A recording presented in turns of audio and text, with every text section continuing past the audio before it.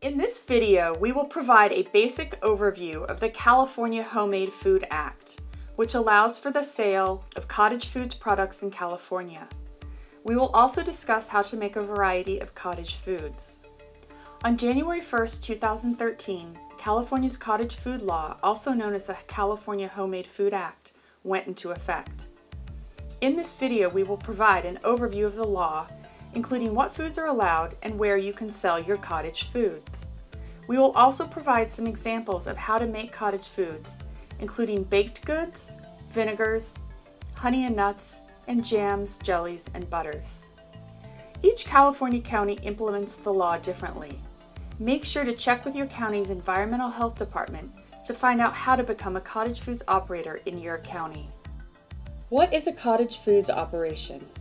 A cottage foods operation, or CFO, is an enterprise at a private home where specific low-risk food products that do not require refrigeration are made or repackaged for sale to consumers.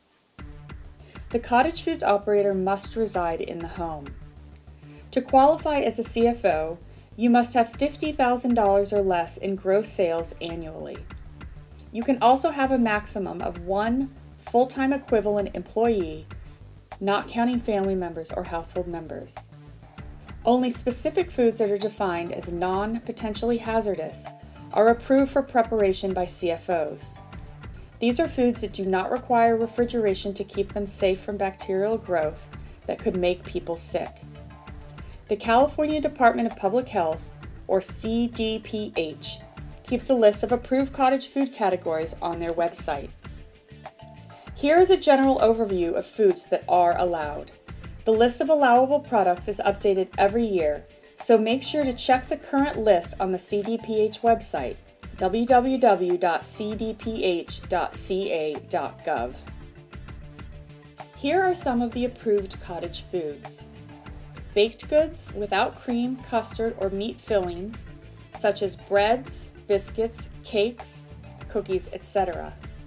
Candied apples, candy such as brittle and toffee, chocolate-covered nuts or dried fruits and vegetables, dried vegetable soup mixes, dried pasta, dry baking mixes, fruit pies and fruit tamales, granola, cereals, trail mixes, herb blends, dried mole paste, honey and sweet sorghum syrup, nut mixes and nut butters, fruit butters, jams, jellies, and preserves that comply with the standard described in Part 150 of Title 21 of the Code of Federal Regulations.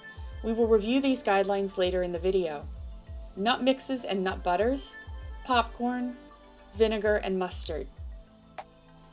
Additional approved products include roasted coffee and dried tea, waffle cones and pizzelle, cotton candy, confections such as fudge, marshmallow bars, chocolate-covered marshmallows, nuts, and hard candy, buttercream frosting, buttercream icing, buttercream fondant, and gum paste that do not contain eggs, cream, or cream cheese, vegetable and potato chips, ground chocolate, seasoning salt, flat icing, marshmallows that do not contain eggs, popcorn balls, dried grain mixes, and fried or baked donuts and waffles. A few key foods that are not allowed include pickled products, non-traditional fruit spreads, such as pepper jelly and cherry amaretto preserves, jerky and meats, and dairy products. There are two types of CFOs. Class A CFOs are only allowed to engage in direct sales of cottage foods. Class B CFOs may engage in both direct sales and indirect sales of cottage food. Most CFOs start as Class A operators with direct sales only. Direct sale means a transaction within the state of California between a CFO operator and a consumer, where the consumer purchases the cottage food product directly from the CFO. Direct sales include, but are not limited to, transactions at holiday bazaars or other temporary events, such as bake sales or food swaps, transactions at farm stands, certified farmers markets, or through community-supported agriculture subscriptions, and transactions occurring in person at the cottage food operation. In addition to direct sales, Class B operators can also sell indirectly through third-party retailers. They must be inspected every year. Any person who prepares or packages cottage food products must complete a food processor course approved by CDPH within 3 months of being registered or permitted, and every 3 years during operation. Here is a link to find approved courses. Additionally, all CFOs need to obtain approval from their local city or county planning department. The Homemade Food Act gives planning departments several options to consider, so planning department requirements may vary between jurisdictions. Make sure to contact your county planning or environmental health agency for specific information and details. The rest of this video will discuss and demonstrate how to make a few different cottage food products, including baked goods, the California treasure cake, vinegars, honey and nuts, and jellies, jams, and butters. After watching this video, if you are interested in taking the next step to become a certified cottage foods operator, UC Cooperative Extension can help you navigate the next steps. Please contact your local UC Cooperative Extension office or Christy Getz at cgetz@berkeley.edu for more information. Thank you and enjoy the video. My name is Diane Metz, and I grew up in Chowchilla, California, just down the road from you here in Modesto, on a farm. And in those days, as the Bible says and other ancient writings, right, that everybody had a fruit orchard. And so everybody pretty much learned how to do food preservation, cooking, and so on and so forth. But I have been involved with the Cottage Food Project since the law came about, basically.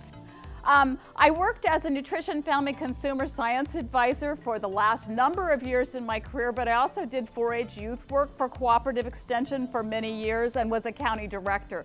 Like Terry, I wore lots of hats, but she's wearing lots more than me, so I don't know how she does it. She is amazing.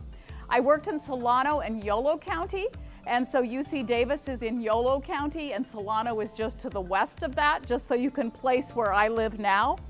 And I have been I started working in 2014 with cottage food products, and we worked in Fresno County, specifically with new farmers, Hmong farmers, and we had them, they needed translation services, and so that's why we did them separately. But we started there, and then we went to do bigger projects in Solano, the Bay Area essentially, and then we went up to Lake Mendocino, and then they did the Central Valley, and so on and so forth. So we developed lots of projects, and now this is the next year. We're doing more of them. So every year it changes. As Eric pointed out, laws change. It's governed differently in each county. So you have to make sure the county you're from, you're following their rules, because they're all different, and they're fluid, and they're changing. And in your binders, you have lots of stuff. But the one thing I noticed that you didn't have was baked goods. And so that's why I have this slide up here. I have found that baked goods, even though Eric says that's fruits and jams and jellies are the easiest, unless you have ready access to jams and jellies and a market to cook it at, you know, to sell it, baked goods are also a great place to begin with. And so we're going to talk a little bit with them. And I don't know if we have a remote someplace. No. Okay. You have baked goods without cream, custard, meat fillings such as breads, biscuits, churros, cookies, pastries, tortillas, dried pasta, dried baking mix, fruit pies are popular, fruit empanadas, fruit tamales, granola and trail mix, waffle cones, pizzelles, and buttercream frosting is allowed now. It didn't used to be. And so forth. So cakes can be done. The market outlook is people like homemade foods. So they will be more likely to buy homemade foods and to pay more money for them. Which is, if you're going to do this, it takes a lot of time to do this. Be sure you're going to make a profit. Become a judge. Choose something unique that you can make. Chocolate cheesecake is not going to be on your list because it's full of cream. It's full of sugar too, but it's not going to be on your list. Assess your market. Dog biscuits might be the best seller. So, you know, figure out what's going to work for you. Follow hygienic practices, as we've already talked. Wash your hands, which I'm going to have to do before I cook for you, and storing them and so forth. This slide set is not in your book, but we're going to make sure that you get it ultimately. And I'm going to go into labeling more when we get into jams and jellies, but allergens may have already been covered, but key to note them on baked goods if you have issues. Storage, look at those beautiful cookies. Make them unique, make them something people want. But if they're rancid or stale or falling apart, usually people are going to say no. Storage time is shorter at room temperature, and yet I went to Europe for the first time this last summer, and I didn't really know what the foods, I wasn't sure what they would be, but it was the Scandinavian countries, and what was just out of this world were the very, very fresh baked breads in particular, all kinds of breads, but they had to have been baked that day, and they were really good. So that's just a really quick, and to let you know it's not in your binder, so we're going to get it for you. We had to use recipes that had at least 50% of the products were California grown products. So one of the recipes we used was California treasure cake, and I believe it's at the back of your binder. And I'm going to demonstrate it for you. It's unique, it's easy, and that's the reason we're showing it to you, because it's so easy. It takes very few ingredients. It takes 1 cup of sugar, which I have pre-measured and is within that sack. It takes 1 cup of flour, which is pre-measured and in this sack.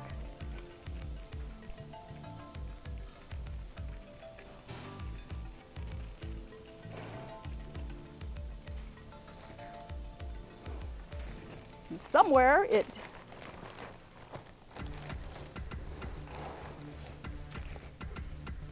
we have 1/2 teaspoon of salt and 1 teaspoon of baking powder, pre-measured and in this little bowl. And I'm going to quickly just mix those together, make sure that they're all well mixed, so we don't have it just tasting like flour or baking soda or whatever. Meanwhile, over here, I am going to take and crack 4 eggs. And I'm probably going to crack them over here, since that's not going to crack very well. Or the edge of the table, maybe. And all you do is beat up the eggs. Nope, not going to work.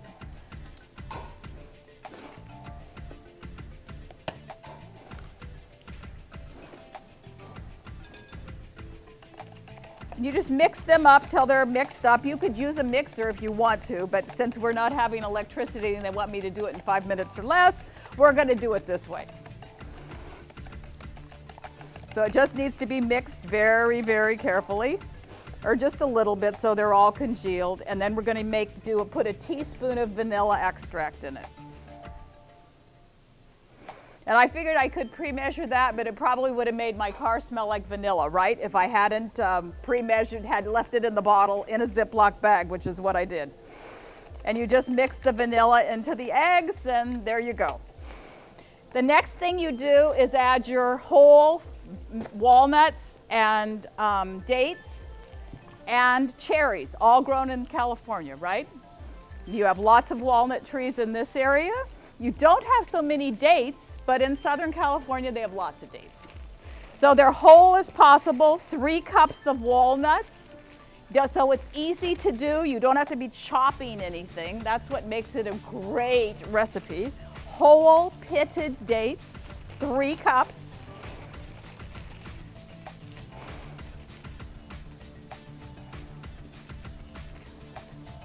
And finally, 1 cup of maraschino cherries. You could use dried cherries, you could use candied cherries if you wanted to, but this recipe today, we're going to use maraschino drained cherries. Make sure you try to buy the kind that have no stems, but if you accidentally buy them that have the stems, you have to destem them. Oops, oh, now we have eggs on the table. Oh well, this was not going to work too well. But we'll go, that's what happens, you know, when you try to do things too fast. So basically, you just put this and mix the flour and sugar and your whole fruits and together so that they're well mixed.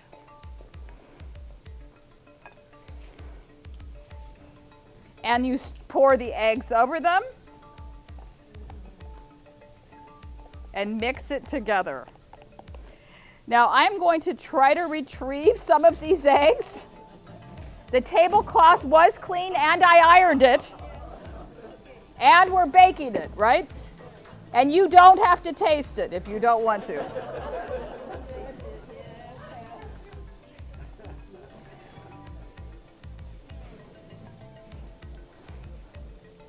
It does take a big bowl, as you can see. The bigger the bowl, the better off you are.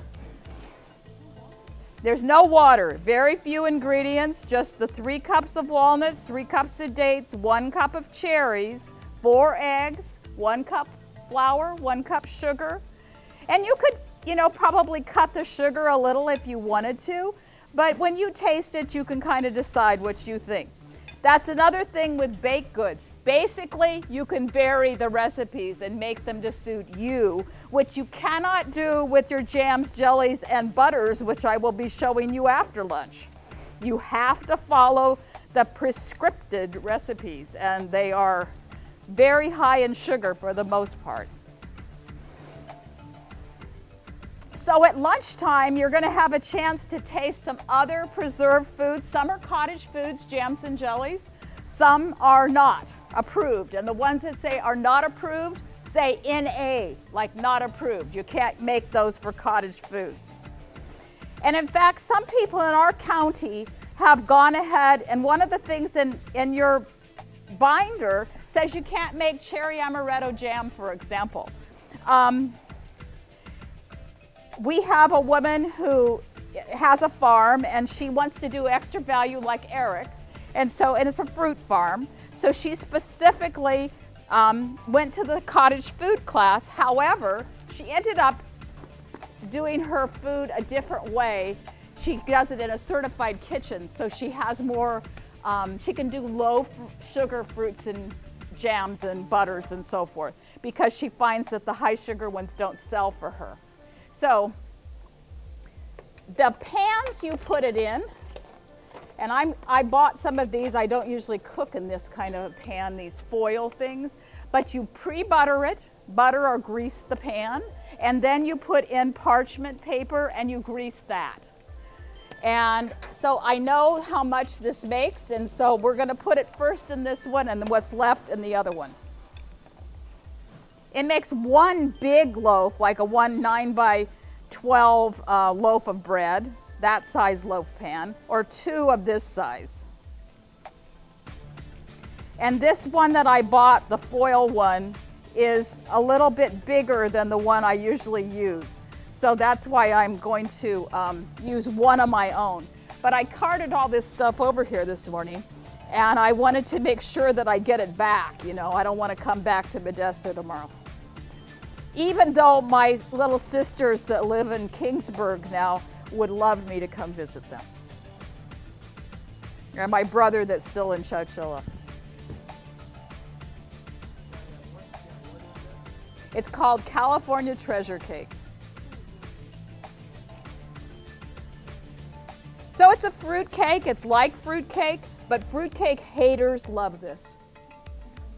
Because it uses doesn't use candied fruit. That's my contention, that it doesn't use candied fruit. And it tastes more fresh. It's not very sweet. You could use candied cherries if you wanted to. You could use well-drained, I would say like Bing cherries if you wanted to. I have done that because they're sweet. I don't think I would use tart cherries. I have a granddaughter that's not organic, she won't eat it. Uh-huh. And she found some new American cherries that are all natural. Right. They look like a bean. Right. Or a black Right. cherry. And you can find canned Bings. You can use fresh Bings when they're in season. I just don't know if this bread would go over well at in the summertime when beans, but you can freeze the beans till later. So they're ready to go in the oven, sans the little spill on the tablecloth, and we will bake them incredibly well. Pitted dates, yeah. Absolutely. Absolutely. Hard on the teeth otherwise, having spent several months with the endodontist, which I didn't even know that word until this summer. I can tell you, and maybe you are one, that's why you know, but it wasn't that I'd bit on anything that's strange. It was just I'd had a root canal gone sour. So that was the case. So I think lunch is ready. We'll go put these in the oven. Okay. Okay, well then I'll go into the other ones. I'll get my assistants here to put these in the oven. I don't know what, Janice is over there setting up our jam tasting table. Janice Sabetsky has been my assistant, nutrition, family, consumer science assistant for the last probably 10 years. Worked with our Children and Weight Coalition, diabetes, and master food preservers, and a number of things. 15? Oh my gracious, that's hard to believe. And even longer, maybe longer than that, I don't know. But anyway, she's in the back setting up jam tasting for your luncheon pleasure. Some of them are appropriate, some of them aren't. I'm getting rid of the paper towel mess here. And then we're gonna switch over to some other products which were scheduled, I think, after the jam and jelly. So, Janice, could you bring the little rolling cart up that has those products in it? Has the nuts and the honey and the vinegar. It's the cool chest. Yes, ma'am.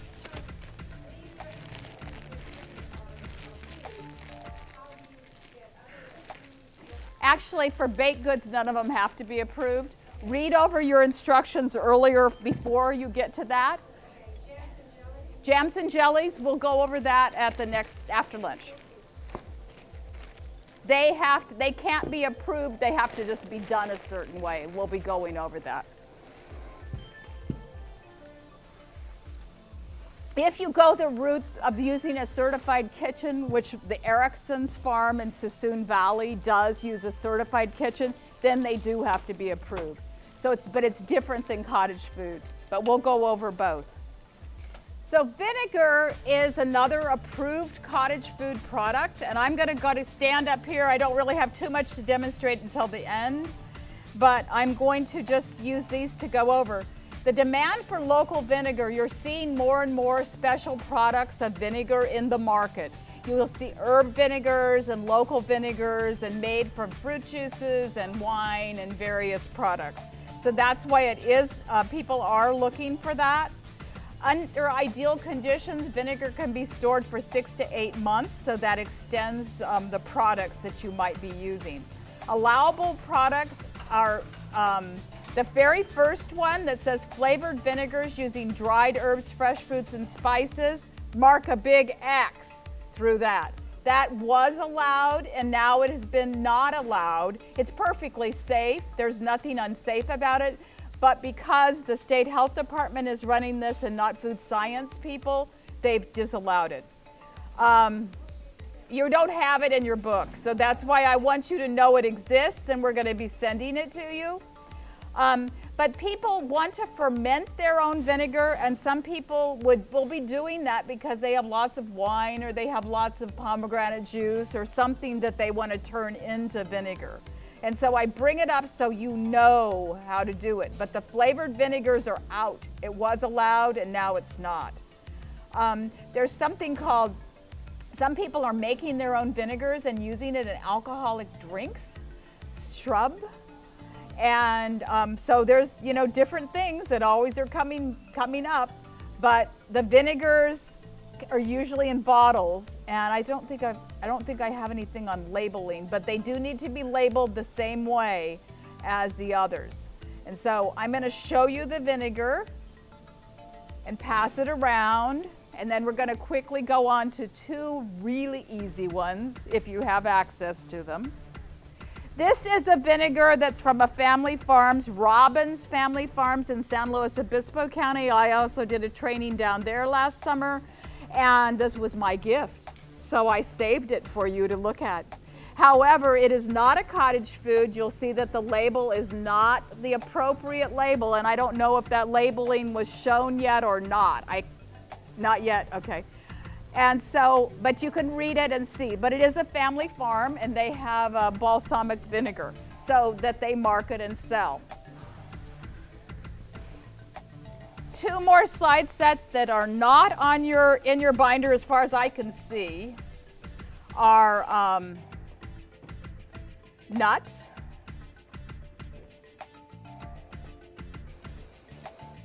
and honey. And nuts, there's literally tons of nuts in this county and the other counties that surround it.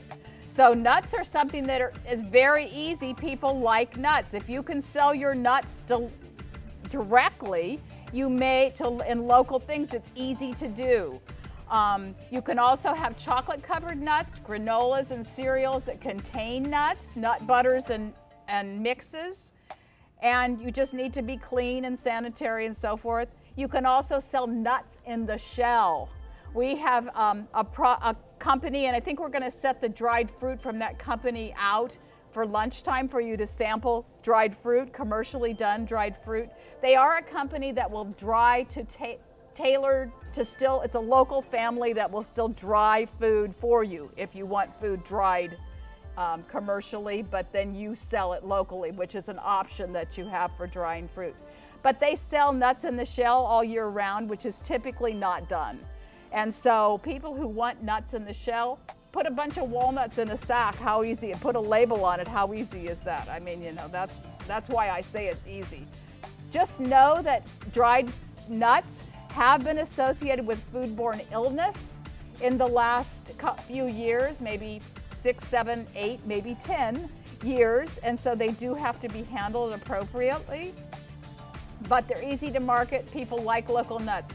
I had a young man show up at my house yesterday to sell something else, which my husband had arranged as I was trying to get this workshop organized. And he was a Kurdish man from Iran, and his family had grown pistachios. And so we didn't used to grow pistachios in California when I was a child, but now we grow lots of them, I'm sure in this county and other counties nearby. So his marketing need has gone to other parts of the world, but people like nuts, and you see the pistachios sold a lot. So labeling and so forth, and we'll go over that more when I do the jams and jellies because it is the same. Rancid nuts taste bad. So buying nuts that are several years old and eating them and they taste kind of off would indicate that they are rancid. My mother recently passed away. She was 95, so she lived a very long and remarkable life. But when we cleaned her freezer out, we had some walnuts that she was born in 1920, if you do the math, and she saved everything, including walnuts that were 10 years old. She just got tireder as life went on, and she hadn't used them, but they were to the garbage, unfortunately, the compost pile, because they were very, very rancid, even in the freezer after 10 years. So don't sell stuff that tastes bad. So nuts, and we'll get you the nuts. And there's a nice handout on nuts that was done by one of the farm advisors in this particular office. And some of us worked collaboratively on it. And the last one is honey, and I'm just going to hold up honey and say, how easy does this get, right? Honey, again, if you have the ability, if you're raising honey, people love local honey. Many people associate it with, less allergies and so forth if you have it a few miles. And so people will pay $20 for this quart of honey if you do it. If you have bees, I mean, this is a great way to do it. Nuts, this is just plain, these are from Rayleigh's because I didn't have any other nuts, but you would have your label on the front and you'd have them in a little Ziploc bag, and there you go, you've got almonds. So those are things. If you had dates, you could do that, I suppose, as long as it was all certified. So those are very quick. We don't have any of those slide sets in your binder, but we will get them to you because there's going to be a little flash drive that comes, and I'm just going to jerk mine out so you know and that'll probably make the little computer a little freaky. But I think that anybody who wants all this stuff that's on your binder electronically and these additional slide sets will have the opportunity to get that. Am I correct?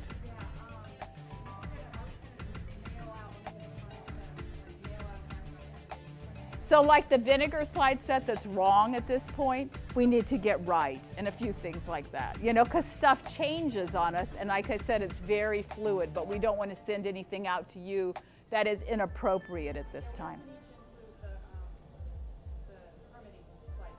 Right. So I think that's it, and you're ahead of the game, because you've got the whatever was this afternoon at 2:45, you've got that done. And I'll be around the rest of the afternoon for questions and lunchtime, so if you have questions, please hit me up. I'm going to be setting up the jams and jelly thing next, starting by washing our tablecloth, which has eggs on it, but we'll be good. We're going to talk about fruit butters, jam jellies, and other preserves, and you have a section in your binder that starts with allowable foods for the Cottage Food Project.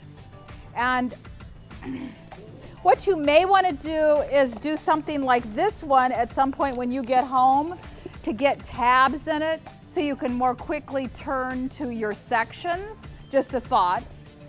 And we are grateful to the Stanislaus County Cooperative Extension Office because they got these done. And doing these binders is not an easy task. It takes a lot of time. But you're looking for a page that says approved foods. It looks like this. It's kind of in the middle of your binder. Approved cottage foods. They don't have any page numbers, so that's why I can't tell you.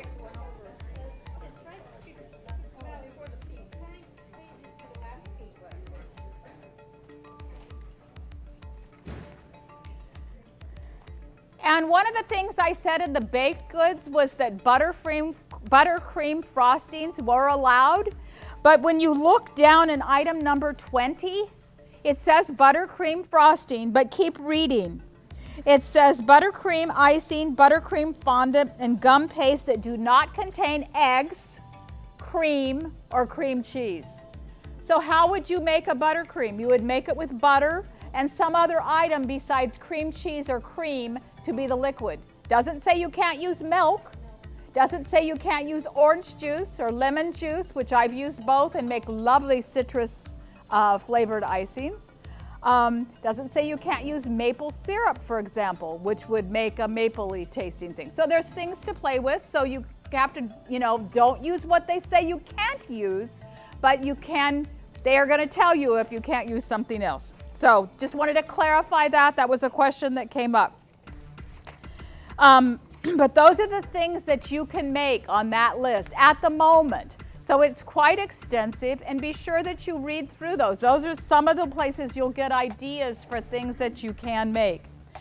Another page over, and then you come to Title 21, Food and Drug, Chapter 1, Food and Drug Administration, and it goes yada, yada, yada. That is something that in your spare time you can memorize. It is very, very, very, very, very complicated and detailed, and I'm going to try to put it in somewhat of a very, very, very abbreviated nutshell for you, or a jam jar, maybe we should say, in this case, and go forward. But I'm just going to go over a few things first, just so you can see, you can come up and touch and so forth, because we're going to make jam in a minute, and I want to make sure you have enough time to make jam, okay? There's all sorts of commercial pectins available. You don't have to use commercial pectins, and that law will tell you what you do and don't have to do. Just showing you some of the varieties.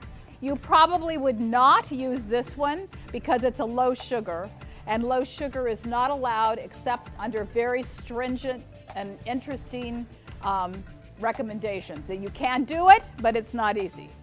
And this one's a low sugar one as well. There's two more items up here to taste at some point in time. This is a beautiful apricot jam packaged with a little little sack and a little ribbon. So, what you see is what your eye is drawn to. How you package things is lovely. It doesn't have the right label on it. This is somebody's creation that they gave me that they used. I don't even know what it has in it, but I know that this woman doesn't basically use any sugar. So it wouldn't be acceptable, but it might be fun to taste. And it's also apricot, both of them apricot. One with lots of sugar, one with not so much sugar. So just another tasting technique down the line. And these are just more cottage foods, and I'm gonna pass these around because this is what is on the label. Now our Stanislaus ladies are not gonna think this is right because it says Solano County on that one. But the labels that you have in the back, for the most part, say Stanislaus County because that's the county we're in. And I did abbreviate county on a few of them, and I wanted to ask you to if that was okay, if CO period on the label would be okay. As long as Stanislaus is fully. If Stanislaus is fully printed out, but Stanislaus is such a long name for a county that it was making the label go past the margins. And it still told me it might not print, but indeed it did. But I just tried a couple, and I'm so glad you were able to stay for the whole time. So this is a very short slide set. Then I'm going to show you what we're going to do. Then we're going to do it. Whoops. We're going to start over again. Sorry. We go from first to last. See, I'm really great.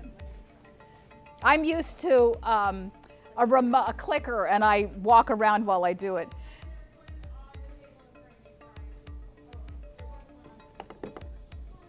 This?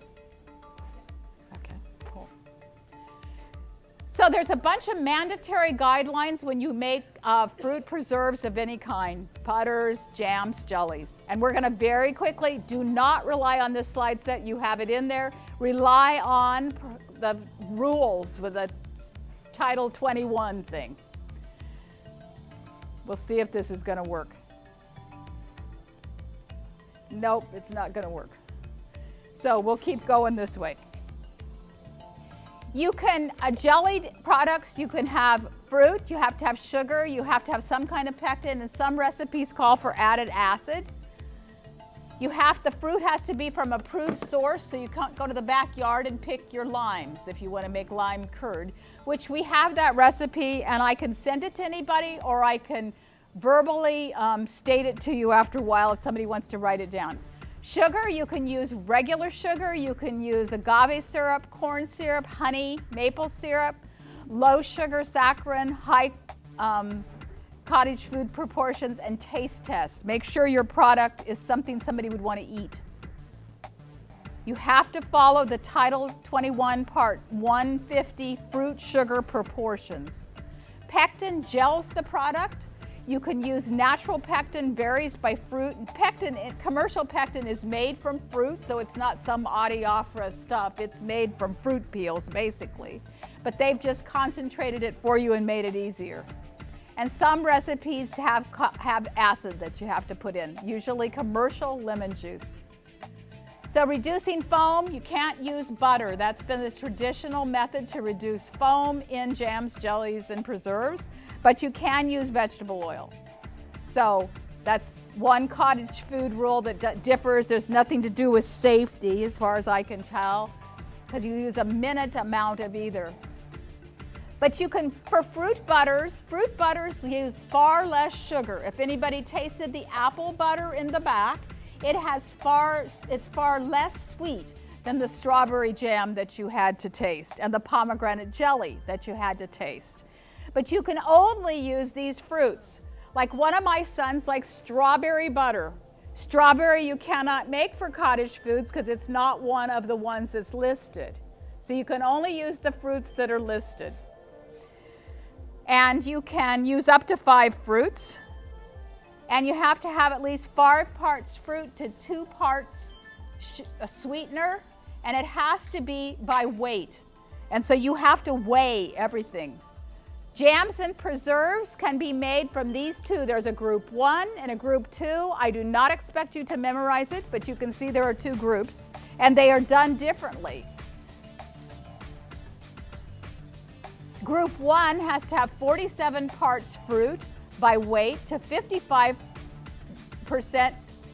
by weight nutritive sweeteners with calories. Group 2 has to 45% weight by weight fruit and 55%. So you can have combinations, and it tells you how to do all that. So these are some more things for jelly. These are all the ones you can make jelly. You can make strawberry jelly. One of my sons likes strawberry jelly, the same one. And that's very hard to make, I will tell you, having done it once. I did it for him. But you can see the ones, and you can use combinations. And again, it has to be not less than 45% by weight of fruit to 55% of sweetener. So test small batches, make sure somebody would eat it before you would make gallons of it, would be my recommendation. And this is going to very quickly tell you how to do it. It tells you how to do it, and you have this slide set, I think, in your stuff. And we're going to do it in the boiling water bath, and we have the lids warmed for you. We have the jars ready to go, and we're going to process the jars, and we're going to store in a cool place. Now you're going to take your hot jar home, and that is not really recommended, but we want you to all go home with a jar. So there's little paper bags on the back table where you can put your little jar of jelly in, and hopefully it'll be an hour or so after my session, so it'll be, you know, you're not going to burn your hands. But try not to drop it like we did with the lavender sugar, because you will have a sticky mess. So just warning you in advance. This is the label. The label is very complicated. That's why I passed the label around. The labels that you have on the ones that you tasted at lunchtime and the 2 jars that are going around are 2-inch by 4-inch labels. You can see they really cover up a lot of space. But I couldn't get all the stuff on it that was required unless I used a label that big. The little round jar that they have in this row back here, you can see the label doesn't kind of go around it very well. And it has to be 12-point typeface, so you can't say, well, I'll put it in a 10 and it'll be fine, or I'll put it in an 8, because it has to be 12. That's part of the rule too. It has to have the weight of each jar. It has to have the grams of each jar. So you have to do it. The labels that you have, obviously, I haven't weighed the jars of your stuff that you're making, but I had to make the labels last night before I came. So it's a guess. Just know they're, you know, kind of about right, but they're not accurate. So I think that's it on this one. No, they just say all the different things you have to have. So you have to have the ounces and the grams. Anybody know, usually we measure things in this culture in ounces. So you have to figure out how to get it to grams. So you have to go to get a conversion chart and turn it to grams, which is easy to do. Your telephones mostly will do that. Yes, sir.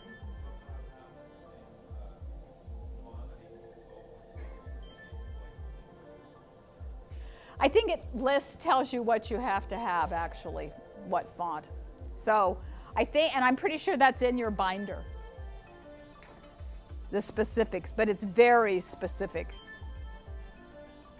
And that's the end of that one. So now we're going to make jam. Strawberry jam in particular. Why are we making strawberry jam? Because you can get strawberries, and luckily for our 70-degree weather, we could actually get California strawberries. So this is step-by-step strawberry jam. And just to save time and get you back there step-by-stepping yourselves, we're going to go do pictures. Normally I'd make some and then you'd make it, but we don't have that much time today. The same slide set, which I'm not sure you have, but you can have, also has step-by-step how to make apple butter and step-by-step how to make the pomegranate jelly. So, Okay. So first of all, in the black bags on the back table, there are 4 stations. I'm not sure how Terry's going to break you up, maybe number by 4s or go 1, 2, 3, 4, 5, and those first 5 go to table A. You know, we'll figure it out. We have basically 5 people at each of the 4 tables, okay? So just be thinking about that so it isn't a madhouse when it's over. And you're going to get, in the black Trader Joe's bags in the back are strawberries. There are 4 bags of strawberries that were measured roughly by me.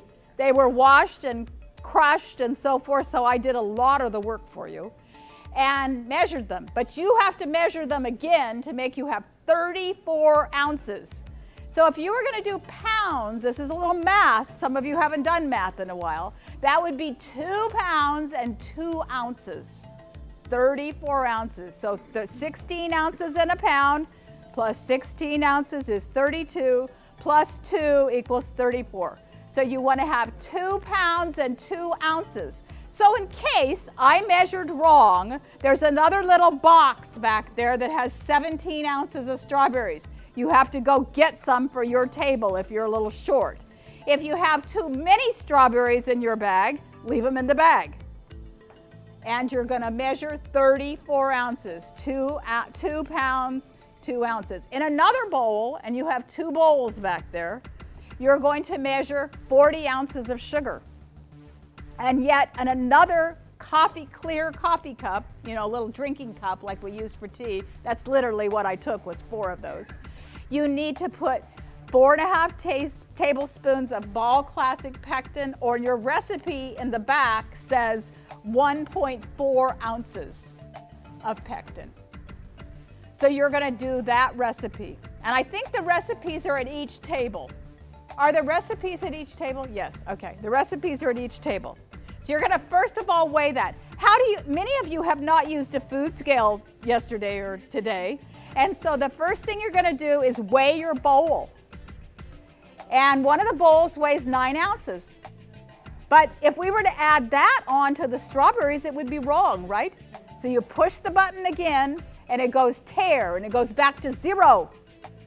And then you dump your berries in till you get 2 pounds, 2 ounces, okay? And then you're going to do the same with the sugar. You're going to weigh the bowl you're going to put the sugar in, and there's more berries than there are sugar, right? 40 ounces is more than 34, right? So you probably want to use the bigger bowl for the sugar. More sugar, a lot more sugar. 6 more ounces of sugar than fruit. And you're going to have the sugar in one bowl and the strawberries in another bowl, and the pectin in another bowl.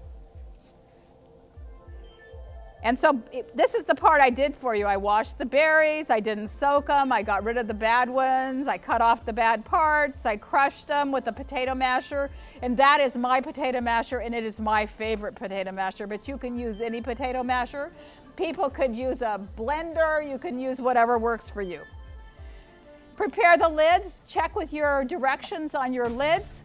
The current recommendation is that for most of them, they do not have to be kept in boiling or simmering water. They can just be used, basically. Some people like to do it, and today I think we have them in a crock pot over there, just in water that's just been turned on. It's hot water, so that they're just kind of warm. And you're going to have jars. You have jars on the back table. You're going to need at least 7 jars, so I'd get 8 or 9 just for a group, and make sure you have enough. You're going to combine the strawberries, the crushed strawberries that you've now weighed, in the pot. You are going to add the pectin, and you're going to stir that in. Sprinkle over the pectin and stir it in so you don't have a big clump of the pectin. Stir it in and cook it until it comes to a rolling boil. A rolling boil means it can't be stirred down.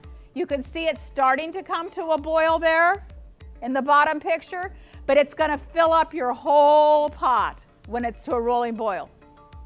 At that point, you're going to dump in all the sugar at once. And you're going to stir it in, and you're going to bring it back to a rolling boil again, and you're going to cook it for 1 minute.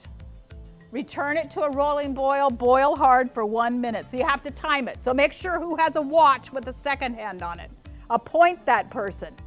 Got to figure this out. And then you remove the cooked jam from the heat. And you skim off any foam with a metal spoon, which you have in the back, and you can put that in the coffee cup that used to have the pectin in it.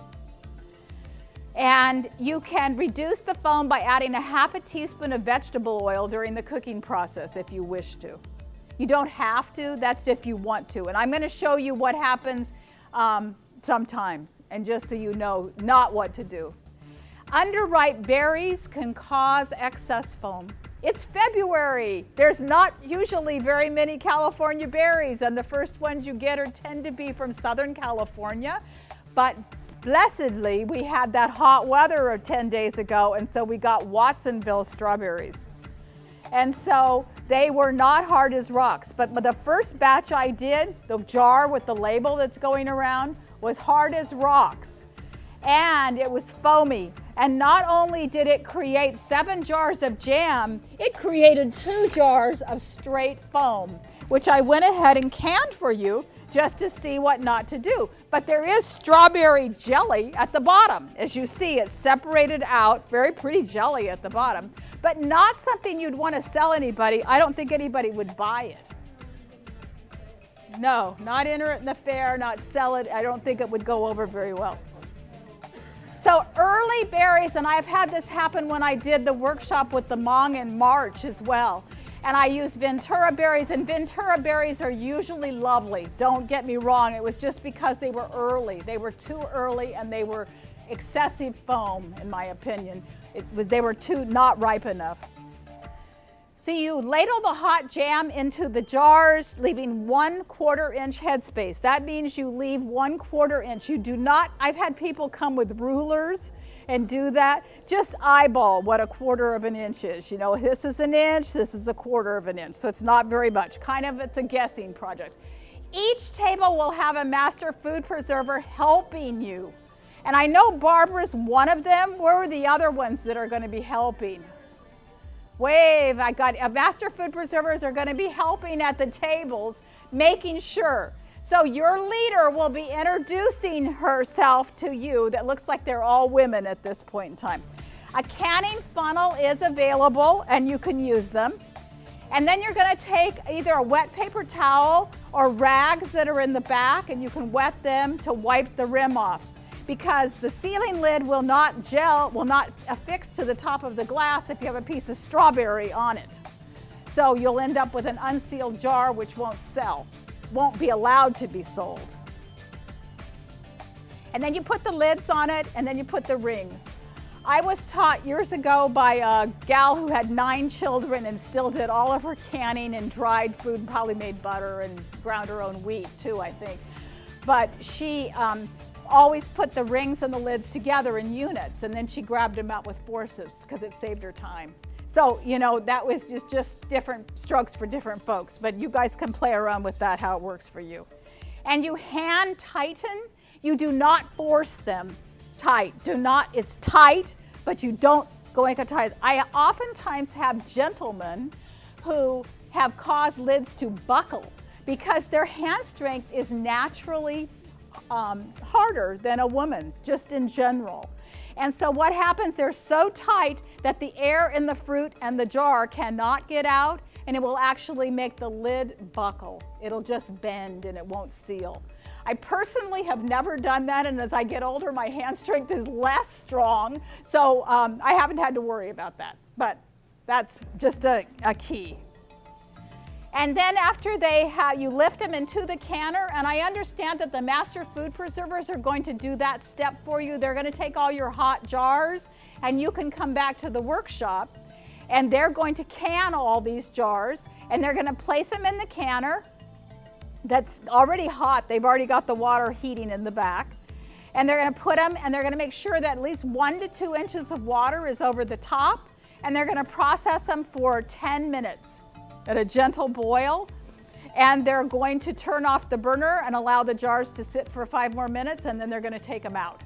And they're going to let them cool, and they're going to keep them in there out of the drafts. They're not going to open the door and have a blast of cold air come in. Actually, it's supposed to be 71 today, so I don't think it's going to be too cold, but it's colder than maybe the hot jars, and that differential in temperature can make them break, so you want to keep them out of the draft.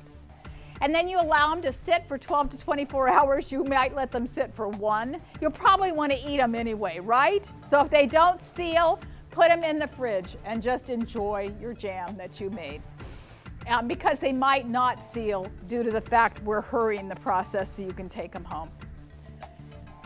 And then we have apple butter, which we're not going to do today. So that's it, and we're going to go back. Yes, we have questions?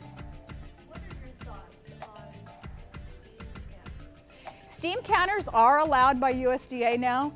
They have not been specifically prohibited, as far as I know, by the Department of Health in the cottage food law. They were just changed to be allowable again in this last year. It saves a lot of water, which is our issue.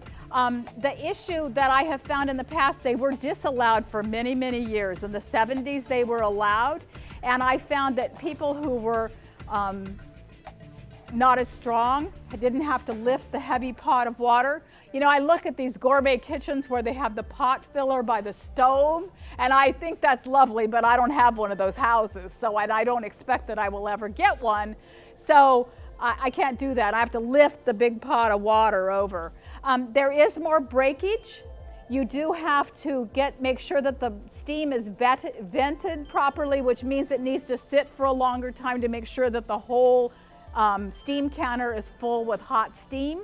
There's definitely more breakage with the jars when we've tested this in the past, and they're more cooked because the water process, it's 212 degrees in there and it's hotter. And so they can, particularly pickles are yucky in steam canners because they come out like, yuck. Most of the ones that I have are exactly look like a water bath canner turned over. So yeah, I don't find them smaller. And I said, now that they've allowed them again, I hope I haven't thrown all mine out. But they are, you go to the USDA, the best place to check for up-to-date information is just Google National Center for Home Food Preservation. National Center for Home Food Preservation. Excellent reference, keeps up on stuff, so we have good stuff, recipes. There is a lemon curd recipe on that site. They used to have my recipe on it, not that my recipe is very original, it's not. But I freeze mine, and theirs is canned, so theirs is shelf stable. However, how many of you have overcooked scrambled eggs? They kind of come out spongy. And the main ingredient in the lemon curd is 5 eggs. And 1 cup of sugar, 2/3 cup lemon juice, 4 to 5 teaspoons of grated lime juice, and a cup, 1 cube of butter, or 1/2 cup of butter. And so it can get kind of unique if you can it. So I prefer it this way, but that's a personal preference, and it's not allowed anyway in cottage food at this time. So you don't want to do that. But that is, so we're going to go in the back now, and I'm going to let Terry peel them off. Okay, go wash your hands, and then look for a leader at your table, and you want to have 5 people at your table. 6. Okay, so we have our hands washed. If we had aprons, we'd have them on, right? And you're going to, first of all, various people can be bringing stuff over, but first of all, you're going to weigh one of your bowls. You're going to turn your scale on, turn your scale on, and it's going to go to 0. Okay, so once it goes to 0, set your bowl on, and it went to, then they pushed the tare button and it went to 0. So they're going to dump the strawberries in until they get 2 pounds, 2 ounces. This group over here had 2 pounds 6, so what are they going to do? They have to get rid of 4 ounces. So they're putting 4 ounces back in their bag. This is the way this rule goes. You have to have it to have the 40. It's a chemical. It's not a chemical rule. It's the California Department of Public Health rule that is following this. It makes no sense. Okay. It makes no sense, but they're following a 1977 rule. Okay, so set that one aside and weigh your green bowl. And you can set that. I'm not sure how clean this table is, so take that one off and weigh your green bowl. Okay, and then weigh 40 ounces of sugar, which is 2 pounds, 8 ounces. Now weigh your pectin. I'm going to lay your spoon here so you don't, and then you're going to put in 1.4 ounces. And it's about 4.5 tablespoons. So The next step is to mix the pectin and the strawberry together in your pot. And now you stir it and constantly, so this is where everybody gets to stir. This is why group cooking is good, huh? Group cooking is good because you don't your arm doesn't get tired because you all take a turn. So you stir it till it boils. It's gonna rolling boil, and rolling boil is gonna be rolling, filling up the pot pretty much, particularly when you add that sugar, it's gonna fill up this pot. So it looks like everyone is cooking now. You're cooking it to the first rolling boil. And you have the strawberries and the pectin in it. And you just bring it back to a boil, and when it gets to a really rolling boil that you can't stir down anymore, then you're gonna turn the heat, boil it 1 minute, and then turn it off. And then you're gonna time it. So somebody get ready with the timer to time it. After you fill your jars, these two groups are filling up to 1/4 of an inch from the top. Then you're going to wipe the rim with a wet paper towel or a wet towel. And then you're going to add your lid and ring band. And then you're going to take your tray into the kitchen, and you lovely ladies are going to cook them. And the master food preservers are going to take the trays when you're all full and you have all your jars full, and they're going to take them away to be cooked. But look at how pretty. Did yours turn out pretty at this table? It's a gorgeous red. So pretty. I got to see it So pretty. So pretty. Your labels for your jars are over here. At what point? I would say right when they take them home. Right at the end. Yeah, because they're too hot right now. Right? Yeah, they're still canning them, yeah. These are great.